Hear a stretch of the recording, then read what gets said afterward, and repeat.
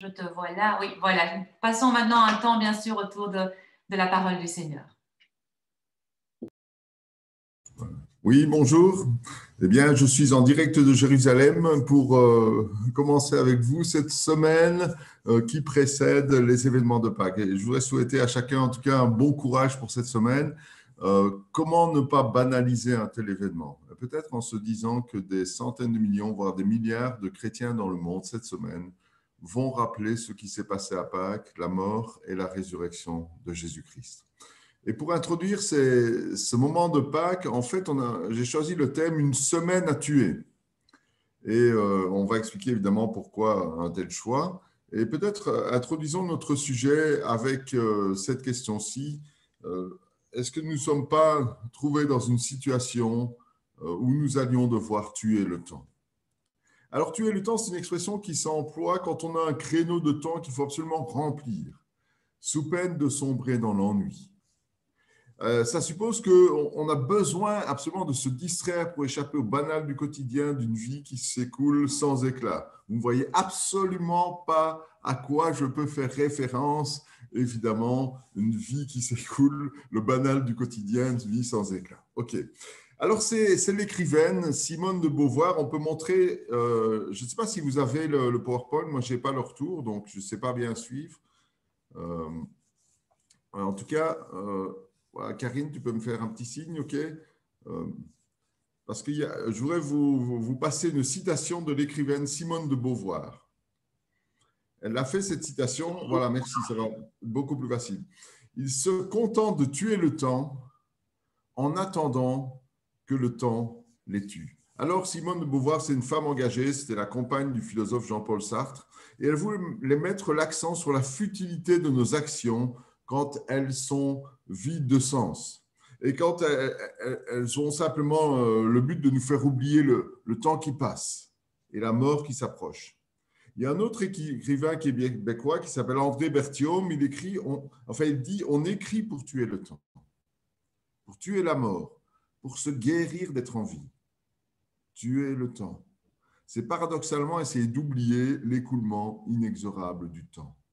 Tic, tac, tic, tac. » Alors, on a eu tous cette expérience de devoir combler le temps, comme on a eu tous cette autre expérience. Ne pas avoir assez de temps pour faire tout ce qui est devant nous pendant l'heure, pendant la journée ou pendant la semaine qui vient. Un peu comme je ne sais pas si vous avez vu cette info la semaine passée, c'est des jeunes analystes de Goldman Sachs qui manifestaient parce qu'en fait, ils trouvaient que c'était trop, on leur demandait trop parce qu'ils travaillaient 98 heures semaine. Et ils disaient, voilà, nous on revendique de pouvoir travailler seulement 80 heures semaine. Alors, vous voyez un peu, ça illustre tout à fait cette idée que dans bien des situations, on n'a pas assez de temps. Alors, il y a une autre expérience, et je pense que vous ne l'avez pas vécue, ni moi non plus. En tout cas, cette expérience qui arrive quand on nous dit qu'il ne reste plus qu'un laps de temps court à vivre. Par exemple, une semaine à vivre. Et c'était la question qui était posée sur un blog, sur Internet. Que feriez-vous s'il vous restait une semaine à vivre? Alors, c'est intéressant. J'ai noté quelques réponses et j'ai chaque fois donné un nom à celui qui répondait. Alors, il y a l'épicurien qui dit hors de question de passer la dernière semaine de ma vie en m'ennuyant. Alors, direction une île paradisiaque, je vais au soleil avec ma famille, je mange des choses délicieuses, je nage dans une mer turquoise, le rêve. Bon, mais c'est une semaine seulement, hein, voilà. Alors, il y a le sage. Alors, quand on écoute le sage, on dit, c'est très bien, mais on pourrait se demander pourquoi il n'a pas dit plus tôt.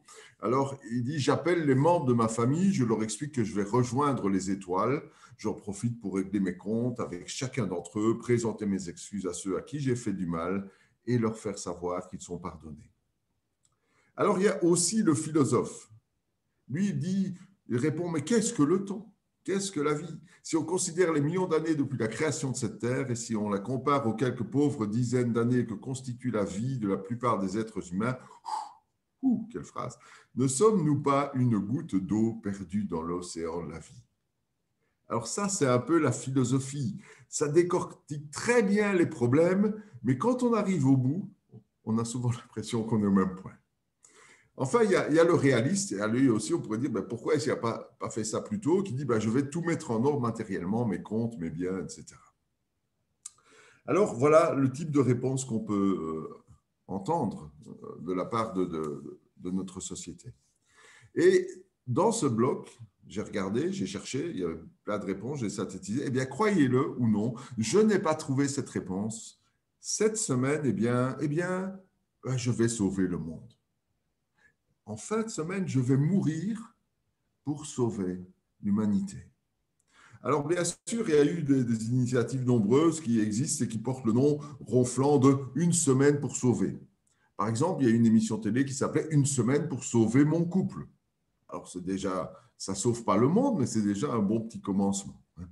Ou alors, il y avait ce grand événement interplanétaire de la COP 21, quand la fondation qui porte le nom d'un écologiste célèbre avait proposé un défi veggie de manger vegan pendant une semaine pour réduire son empreinte carbone. Alors bon, c'est bien, mais ça ne va pas non plus sauver le monde, ça ne sauvera peut-être pas non plus la planète pendant une semaine. Alors, dans le genre aussi à éviter, il y a un jeu vidéo de Fortnite. Nous ne connaissons pas les plus âgés, mais les jeunes, quand je dis Fortnite, ils connaissent bien. Voilà. Et ce jeu s'appelle Sauver le monde. C'est un jeu de survie en coopération. Une sorte de jeu de rôle, d'exploration, où on fabrique des armes, on construit des structures et on combat des vagues de monstres. Alors ça, c'est plutôt pour ceux qui veulent tuer le monde, plutôt que le sauver. Vous voyez, c'est un peu le titre. Voilà, on a un peu plaisanté sur le sujet. Et quand même, sérieusement, quand on réfléchit, une semaine à tuer, une semaine pour sauver le monde, eh bien, il y a quelqu'un qui l'a fait. C'est pour ça que j'ai mis Jérusalem derrière moi. Alors, tous ceux qui connaissent savent que l'image est inversée. Et ça, c'est parce que mes enfants m'ont offert une superbe caméra pour mon anniversaire, mais je dois encore peaufiner les réglages. Voilà. Alors, quand Jésus est rentré de manière triomphale à Jérusalem, ce qui est rappelé dans la fête catholique de ce dimanche, le dimanche des rameaux, il savait exactement qu'il lui restait une semaine à vivre, une courte semaine à vivre. Et ce qui paraît impensable à l'esprit humain, c'est-à-dire que porter sur ses seules épaules le poids, le salut de l'humanité tout entière, ce qui est inimaginable, ça a été le quotidien de Jésus pendant cette dernière semaine avant sa crucifixion. Et j'ai compilé dans un fichier Word de tous les textes des 4 évangiles dans un ordre chronologique. Donc, tous les textes de cette dernière semaine de Jésus jusqu'à la croix.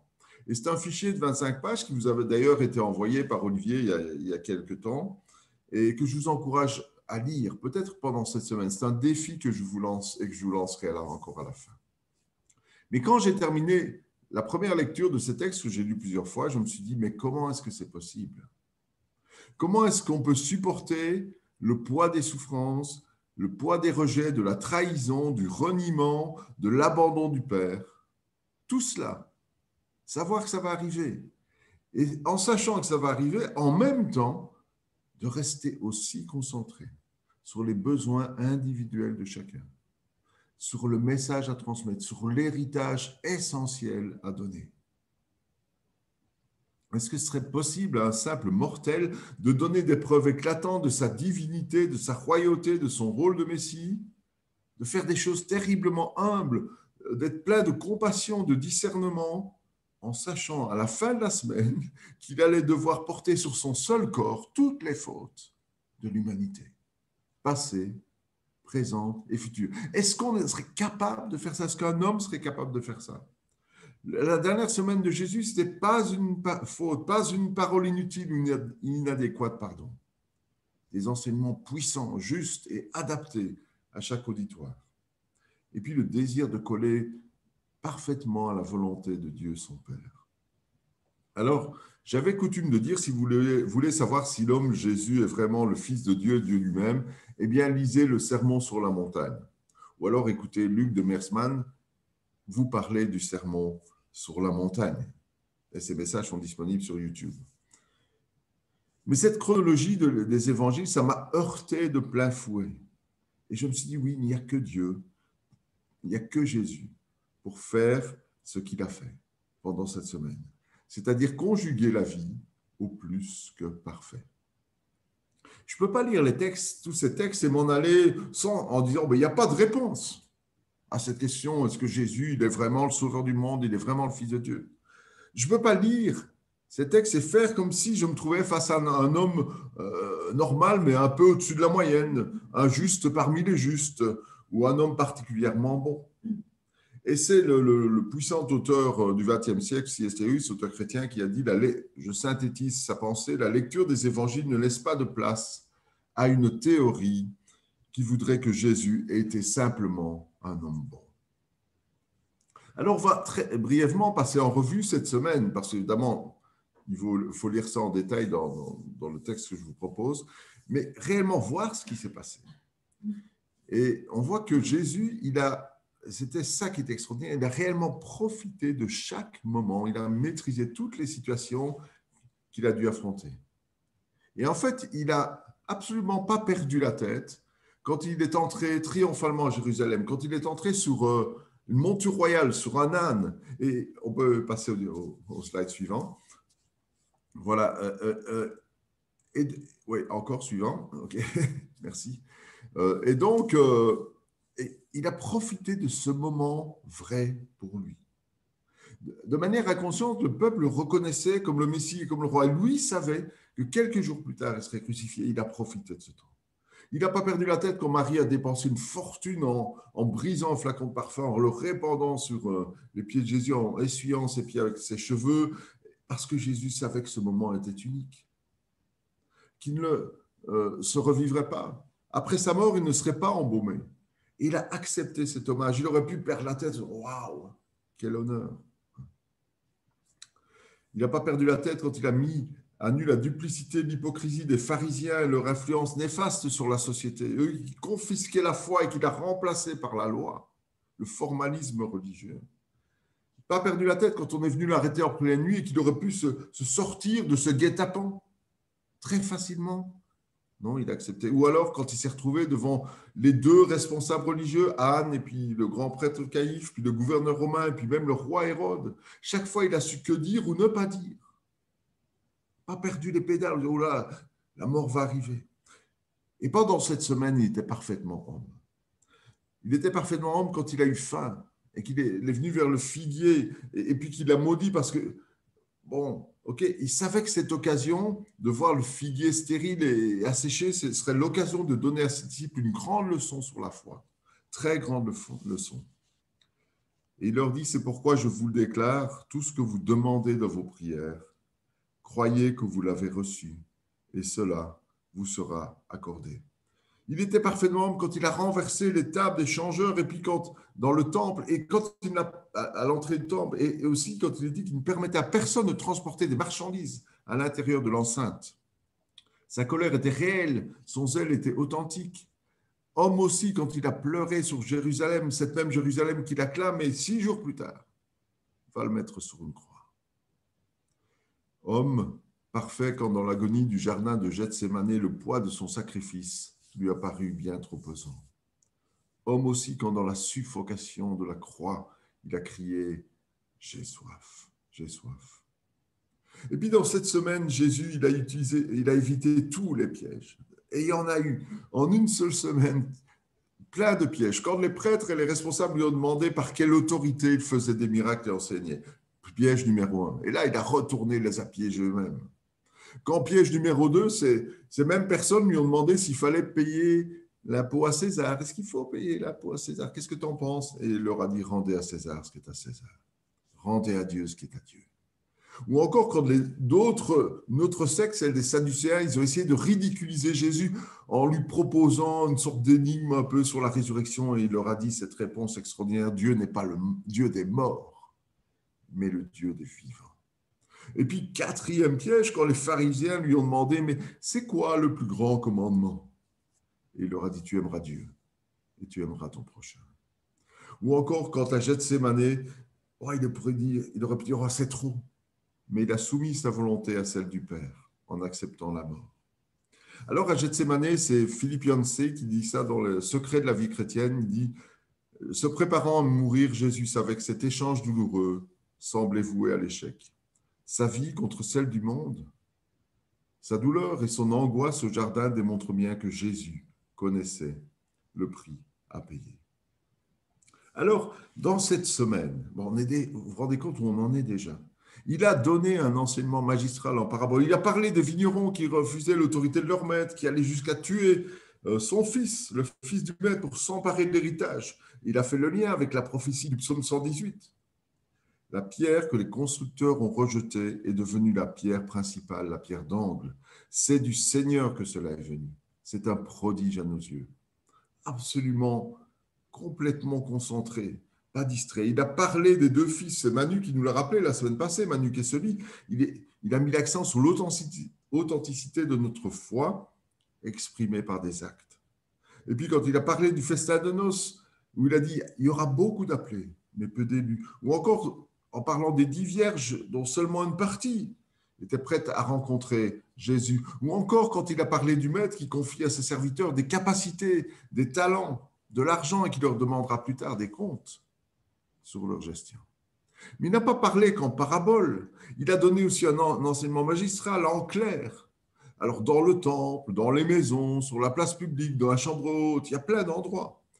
Il a parlé de cette nécessité pour lui de passer par la croix, de Dieu qui vient du haut vers le bas pour sauver une humanité qui est impossible de s'élever du bas vers le haut.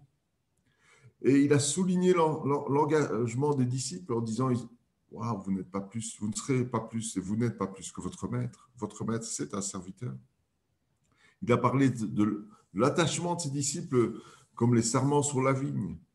Il a parlé des souffrances qu'ils vont rencontrer, des ressources aussi qu'ils auront en lui. Il leur a donné un commandement nouveau, aimez-vous les uns les autres. Il leur a appris la venue du consolateur du Saint-Esprit quand Jésus serait parti, qui le remplacerait en eux, qui poursuivrait son ministère.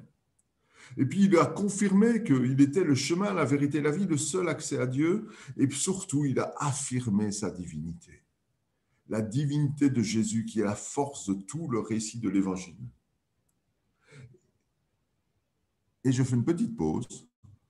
On n'a pas coupé le son, juste pour que vous entendiez ça. Ceux qui disent que Jésus n'a jamais affirmé être Dieu n'ont jamais lu les Évangiles. Dans cette semaine, il a pris un temps pour les petits, pour les humbles. Quand il a mis en évidence le don immense qui était donné par une pauvre veuve dans le temple, il a pris le temps de la regarder et de voir ce qu'elle mettait avec ses quelques piécettes, tout ce qu'elle avait pour vivre. Quand il a laissé pour nous, nous les petits, nous les humbles qui viendront après, il a laissé pour nous la paix et encore bien plus, il nous a donné sa paix. Et puis il a mis en évidence l'accueil de Dieu pour tous ceux qui mettraient en pratique cet amour de Dieu dans des situations de tous les jours. Vraiment, je vous l'assure, a-t-il dit, chaque fois que vous avez fait cela à l'un de ces plus petits de mes frères, c'est à moi-même que vous l'avez fait. Ou bien encore quand il a terminé le repas de la Pâque en priant pour ses disciples d'alors et d'aujourd'hui dont nous sommes. Et puis quand il a pris le temps d'écouter, de pardonner un de ses voisins crucifiés sur la croix. Totalement coupable, lui. Mais sauvé in extremis par ces paroles de Jésus. Aujourd'hui, je te le dis, tu seras avec moi dans le paradis. Ou quand il prend soin encore, quand il est suffocant à l'agonie de voir sa mère terrestre, Marie, et de la confier à Jean, un de ses disciples.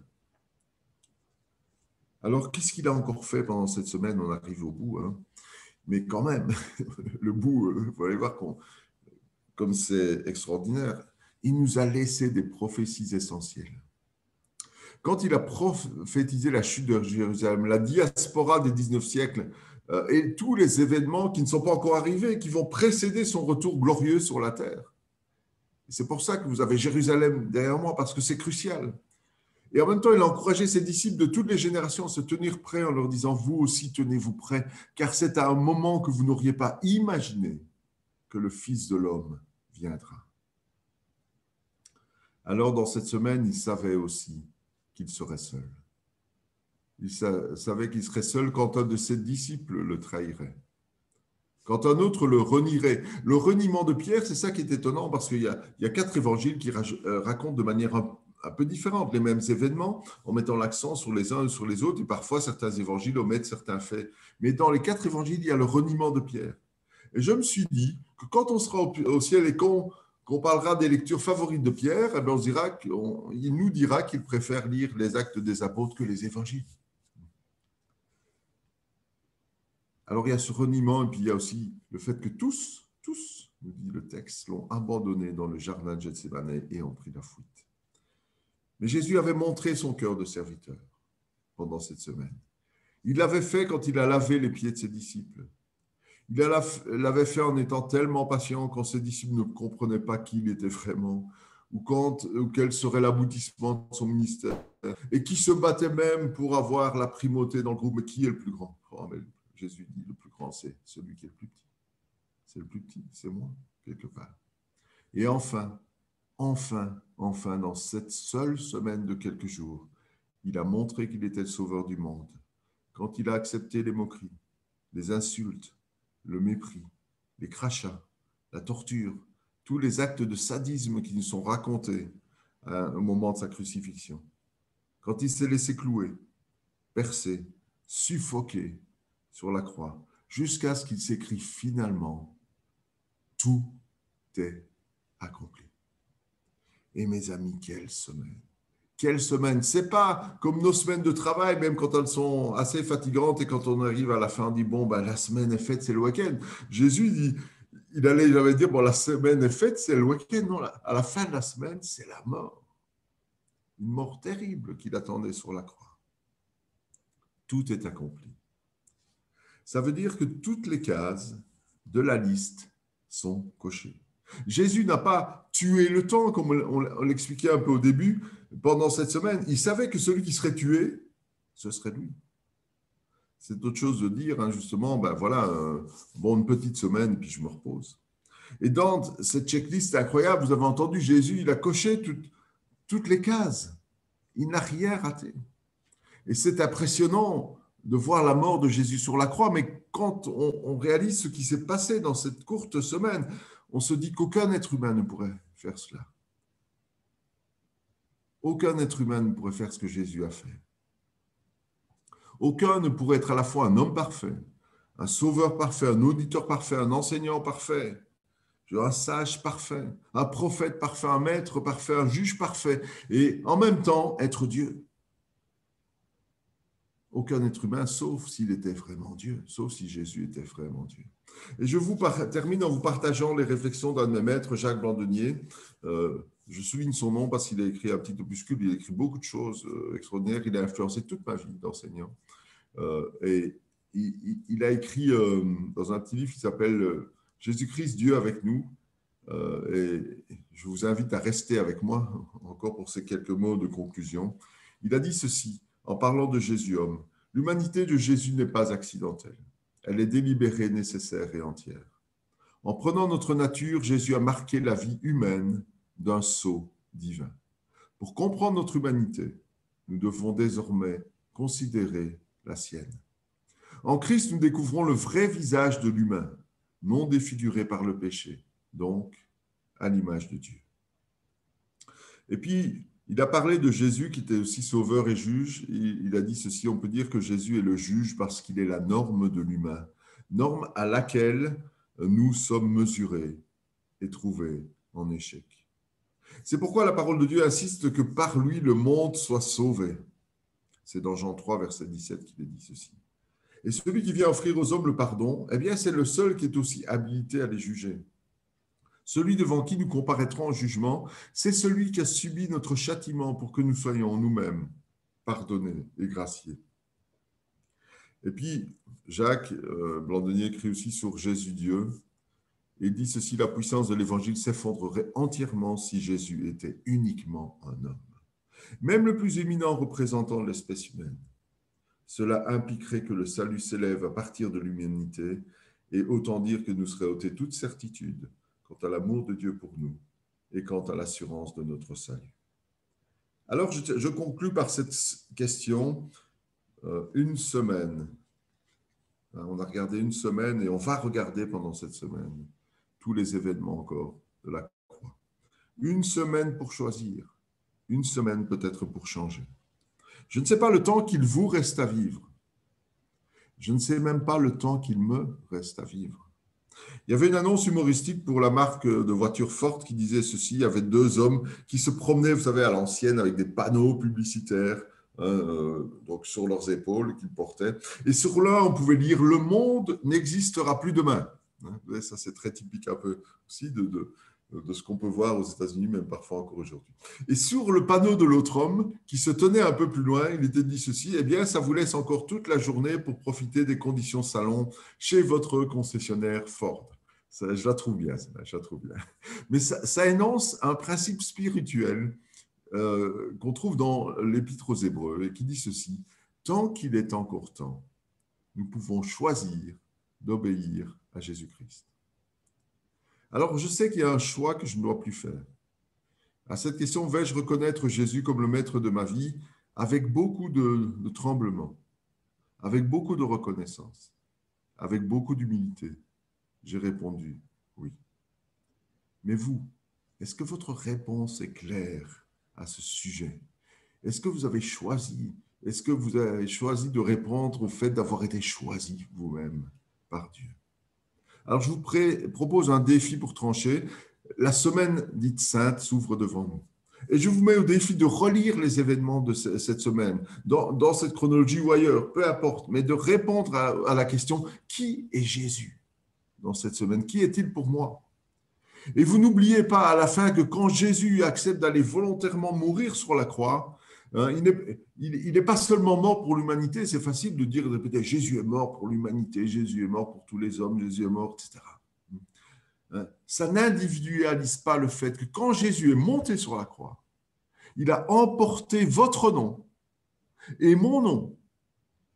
Il les a emportés dans sa tête, dans son esprit, sur la liste qu'il avait en vue en acceptant de mourir sur la croix.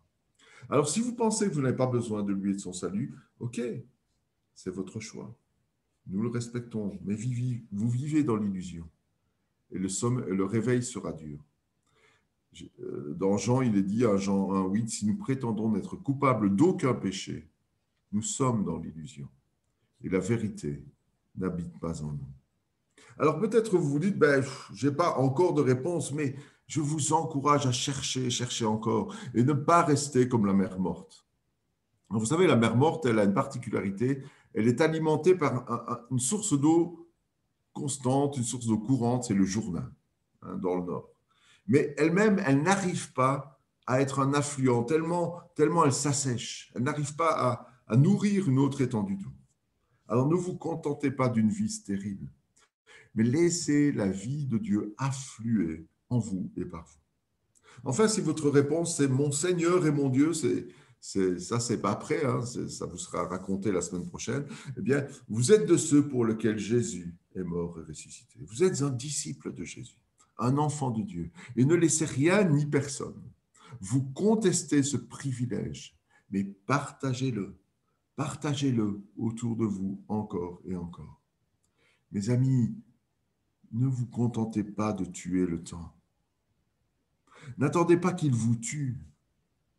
Tournez-vous vers celui qui a coché toutes les cases pour vous amener à Dieu. Amen. Alors, je vous donne déjà rendez-vous la semaine prochaine parce que, je veux dire, nos rendez-vous spécial Pâques continuent avec Olivier. Ça va être aussi très particulier et je voudrais vraiment faire de la promo pour ce partage de dimanche prochain. Vous aurez le dénouement en quelque sorte. Vous avez eu l'intrigue et la dramaturgie terrible aujourd'hui. Et vous allez avoir dimanche prochain le dénouement. Voilà, bon dimanche à vous.